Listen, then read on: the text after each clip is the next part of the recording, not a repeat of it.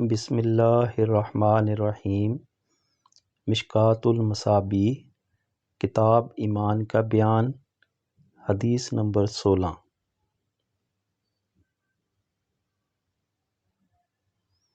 حضرت طلحہ بن عبید اللہ بیان کرتے ہیں، اہل نجد سے پریشان حال بکھرے بالوں والا ایک شخص رسول اللہ صلی اللہ علیہ وسلم کی خدمت میں حاضر ہوا۔ ہم اس کی آواز کی گنگناہٹ سن رہے تھے، لیکن ہم اس کی بات نہیں سمجھ رہے تھے، حتیٰ کہ وہ رسول اللہ صلی اللہ علیہ وسلم کے قریب ہوا اور وہ اسلام کے متعلق پوچھنے لگا تو رسول اللہ صلی اللہ علیہ وسلم نے فرمایا، دن اور رات میں 5 نمازیں۔ اس نے عرض کیا، کیا ان کے علاوہ بھی کوئی چیز مجھ پر فرض ہے؟ آپ صلی اللہ علیہ وسلم نے فرمایا، نہیں، مگر یہ کہ تم نفل پڑھو۔ رسول اللہ صلی اللہ علیہ وسلم نے فرمایا، اور ماہ رمضان کے روزے۔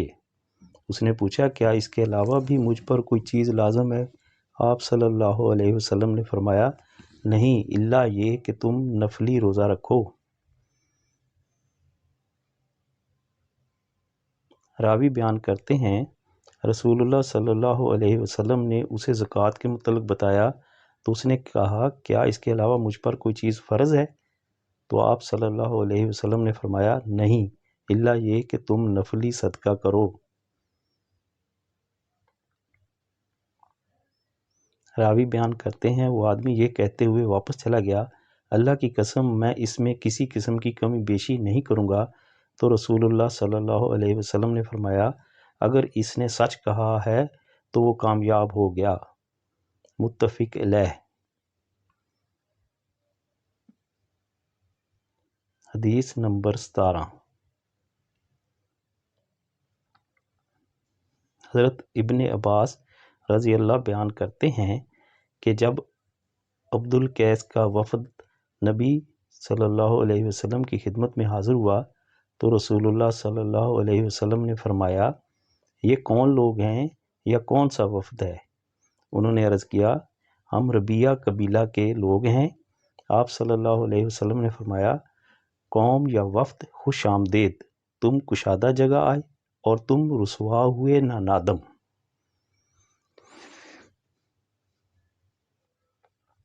انہوں نے عرض کیا، اے اللہ کے رسول، ہم صرف حرمت والے مہینوں میں آپ کی خدمت میں حاضر ہو سکتے ہیں۔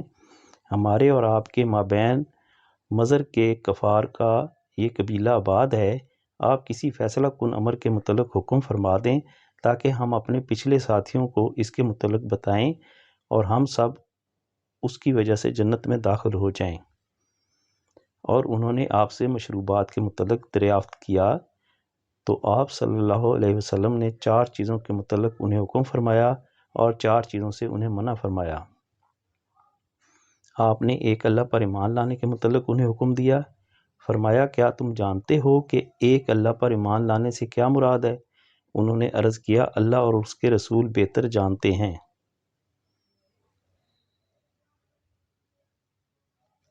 آپ صلی اللہ علیہ وآلہ وسلم نے فرمایا، اس بات کی گواہی دینا کہ اللہ کے سوا کوئی معبود نہیں، اور یہ کہ محمد صلی اللہ علیہ وآلہ وسلم اللہ کے رسول ہیں، نماز قائم کرنا، زکوٰۃ ادا کرنا اور رمضان کے روزے رکھنا، اور یہ کہ تم مال غنیمت میں سے 5واں حصہ ادا کرو، اور آپ نے انہیں 4 چیزوں سے منع فرمایا۔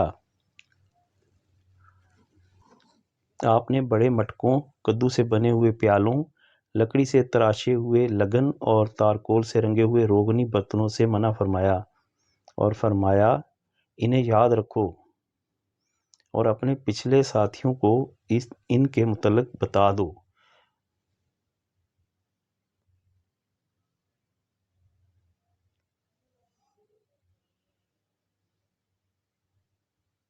حدیث نمبر 18۔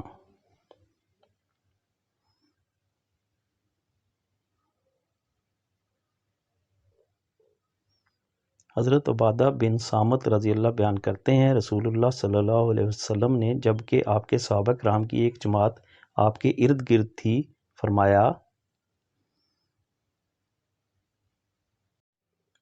تم اس بات پر میری بیعت کرو کہ تم اللہ کے ساتھ کسی کو شریک نہیں بناؤ گے، تم چوری کرو گے نہ زنا کرو گے، تم اپنی اولاد کو قتل کرو گے نہ اپنی طرف سے کسی پر بہتان لگاؤ گے، اور نہ ہی معروف میں نافرمانی کرو گے۔ پس تم میں سے جو شخص وفا کرے گا تو اس کا اجر اللہ کے ذمہ ہے، اور جس نے ان میں سے کسی چیز کا ارتکاب کیا اور اسے دنیا میں اس کی سزا مل گئی تو اس کے لیے کفارہ ہے، اور جس نے ان میں سے کسی چیز کا ارتکاب کیا پھر اللہ نے اس کی پردہ پوشی فرمائی تو اس کا معاملہ اللہ کے سپرد ہے، اگر وہ چاہے تو اس سے درگزر فرمائے اور اگر چاہے تو اسے سزا دے۔ بس ہم نے اس پر آپ کی بیعت کر لی۔ متفق علیہ۔ حدیث نمبر 19۔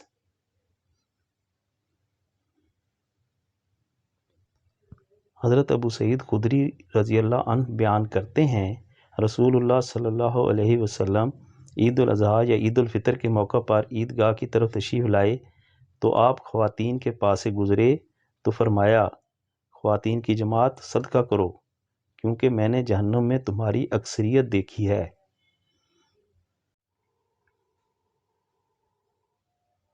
انہوں نے عرض کیا، اللہ کے رسول، کس وجہ سے؟ آپ صلی اللہ علیہ وسلم نے فرمایا، تم لعن طعن زیادہ کرتی ہو اور خاوند کی ناشکری کرتی ہو۔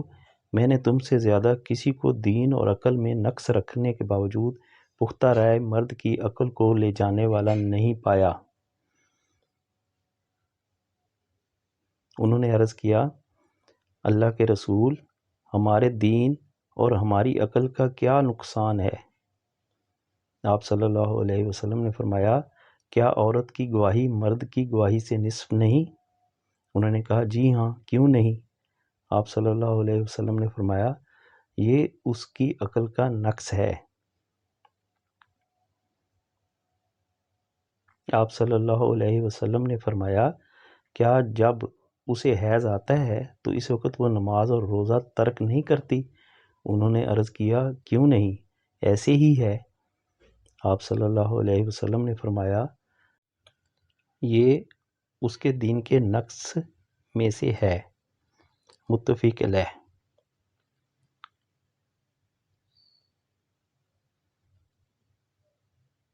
حدیث نمبر 20۔ حضرت ابو ہریرہ رضی اللہ بیان کرتے ہیں، رسول اللہ صلی اللہ علیہ وسلم نے فرمایا، اللہ تعالیٰ فرماتا ہے، ابن آدم نے میری تکذیب کی حالانکہ یہ اس کے لیے مناسب نہیں، اور اس نے مجھے برا بھلا کہا حالانکہ یہ اس کے لائق نہیں تھا۔ رہا اس کا مجھے جھٹلانا تو وہ اس کا یہ کہنا ہے کہ وہ مجھے دوبارہ پیدا نہیں کرے گا جیسے اس نے شروع میں مجھے پیدا کیا تھا، حالانکہ پہلی بار پیدا کرنا میرے لیے دوبارہ پیدا کرنے سے زیادہ آسان نہیں۔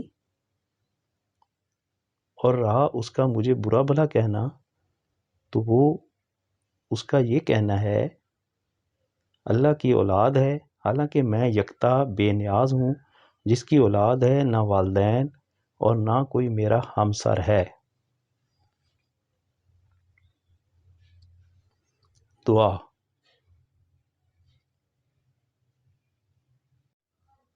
یا اللہ، اس حدیث کے پڑھنے اور سننے کے صدقے آخرت میں نجات عطا فرما۔